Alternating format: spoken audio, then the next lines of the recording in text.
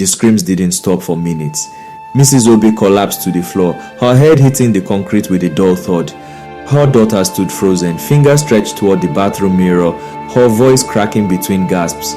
She was there. Her eyes were bleeding. Mommy, she was staring at me. The compound broke into chaos. Tenants in wrappers and undershirts flooded the yard. Some clutched Bibles to their chests. Others waved torchlights like swords. A woman shouted, "Blood of Jesus!"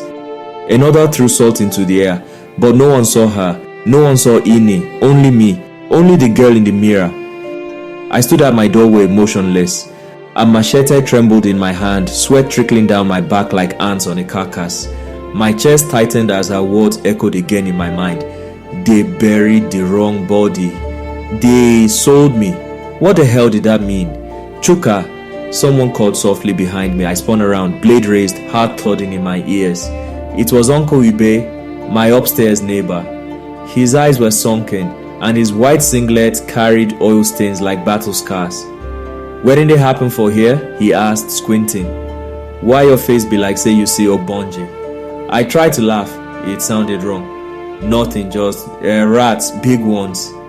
He frowned. "This one no be rat fear, my guy.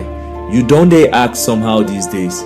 I said nothing, because maybe I was acting somehow, or maybe I was seeing what the rest of them refused to see. That night I didn't sleep. I sat in the living room staring at the bracelet on the table. Black beads, one missing. The same bracelet I had placed in her casket, the same one I kissed before it disappeared into the red soil of her grave. Now it sat there like a question I didn't have the courage to ask. By morning, the compound was buzzing. Spiritual attack, I swear. Them don't bury charm near here. True. I talk make owner stop to the rent house for Sally side. Mrs. Obi's daughter wouldn't leave her room. Prayer warriors came, olive oil splashed on doorposts. Hymns filled the air, but nothing could silence the thudding in my chest. Something had cracked open inside me, and by night, it grew worse. I must have drifted into a shallow sleep because I woke to something cold brushing my cheek. I jolted upright. Nothing, just darkness. But the air, it smelled different, damp like wet soil, like something freshly dug. Then I heard it. The whisper, soft and broken like wind through rusted zinc. "Dig, Chuka!" I leapt from the chair, switched on the light, no one. But on the floor beneath my bed, something was waiting.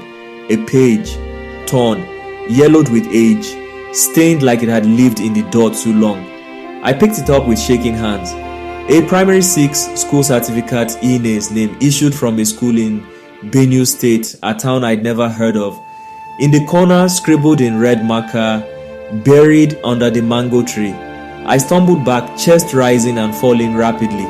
That mango tree, the one she always stood beside, the one where we carved our initials, the one I hadn't touched since her death. The next morning, I waited for the compound to empty. Walk. The security man dozed off in his chair. I told him I wanted to do some small gardening. He handed me a shovel without looking twice. I walked to the tree. My hands trembled as I dug. At first, the earth resisted me, dry, stubborn. But 3 feet down, the soil changed. Loser. Recently disturbed. Then I hit something soft. I dropped to my knees and cleared the dirt. It wasn't a body. It was a doll. Hand-sewn. Female. Wrapped in a familiar Ankara cloth. One of Ene's favorites. Its eyes were black beads. One bead was missing. My stomach turned. Driven into the chest were rusted nails, 5, piercing through fabric and foam. Tied around its waist was a scroll, old and rolled tight. I unwrapped it, hands shaking, words written in crooked, bleeding ink. "Let her die in sleep. Let the bloodline forget her. Let no man see her truth." My mind reeled. Witchcraft, not just death, erasure. I dropped the scroll and staggered backward, nearly slipping in the dirt. That's when I heard footsteps behind me. I turned, ready to fight or lie.